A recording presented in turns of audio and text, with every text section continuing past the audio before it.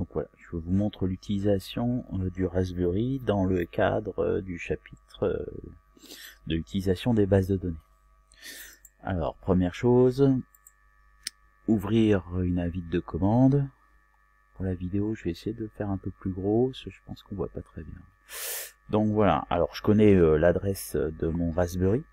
Au cas où vous ne connaîtriez pas l'adresse de votre Raspberry, vous pouvez utiliser un logiciel qui s'appelle dpscan. Je le mettrai sur le site. Voilà, qui est assez utile. Bon, donc là, la commande, le protocole de communication c'est SSH. Donc j'utilise SSH, je vais me connecter avec un utilisateur qui a pas mal de droits, et je sais que l'adresse est 192.168.0.19. Logiquement, voilà, il me demande le mot de passe, que je rentre, et je me retrouve sur mon Raspberry. Alors première petite chose, je vais vous montrer, vous voyez, dans partage, parce que j'ai un partage Samba, que je peux vous montrer sur le très grand, donc vous pouvez vous intéresser au partage Samba, mais c'est pas tellement le but là. Vous voyez, en fait, vous voyez, je vous montre là vite fait. J'accède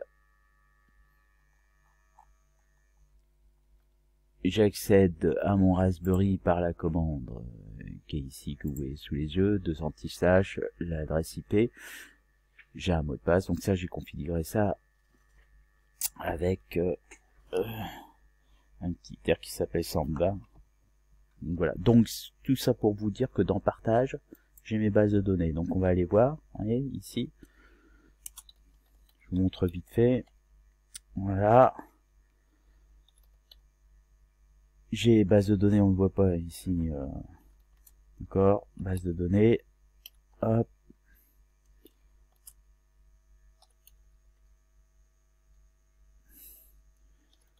Donc voilà, vous avez 1, 2, 3, 4, 5 bases de données qui sont téléchargeables sur le site.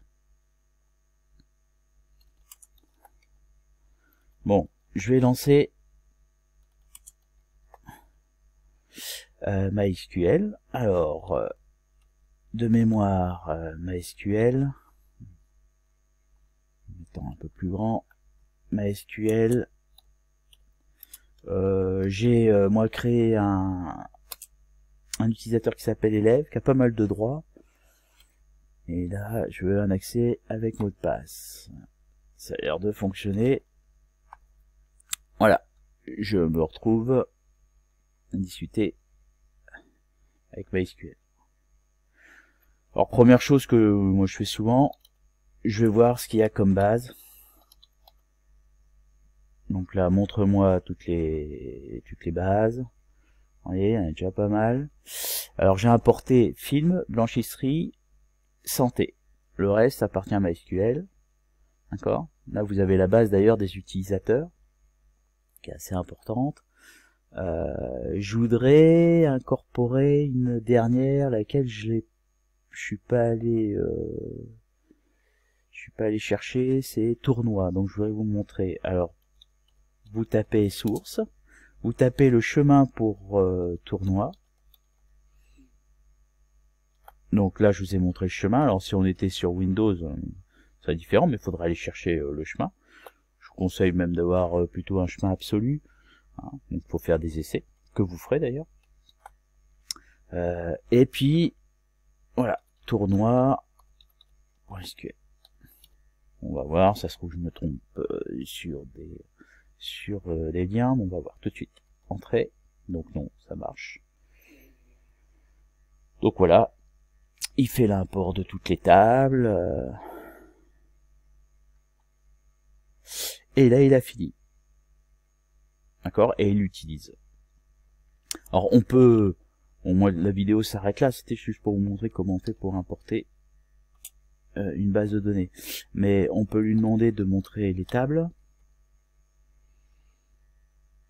Voilà, on peut changer de base de données. Imaginez, c'est pas tournoi, là je viens de l'ingo, mais je voudrais travailler avec... c'est pas change, c'est use. Je sais pas pourquoi je...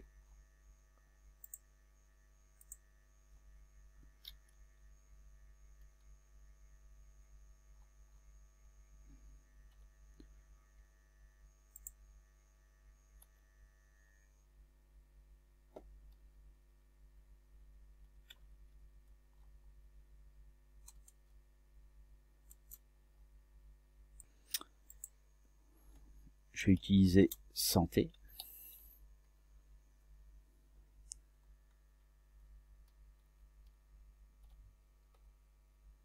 Voilà.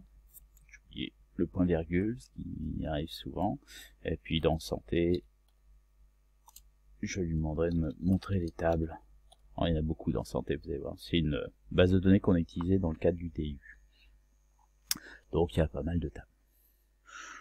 Donc voilà, et pour sortir une table ici. Voilà, fin de cette vidéo.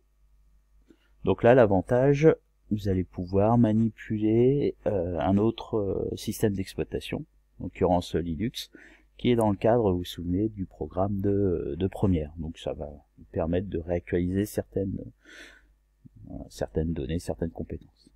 Fin de la vidéo.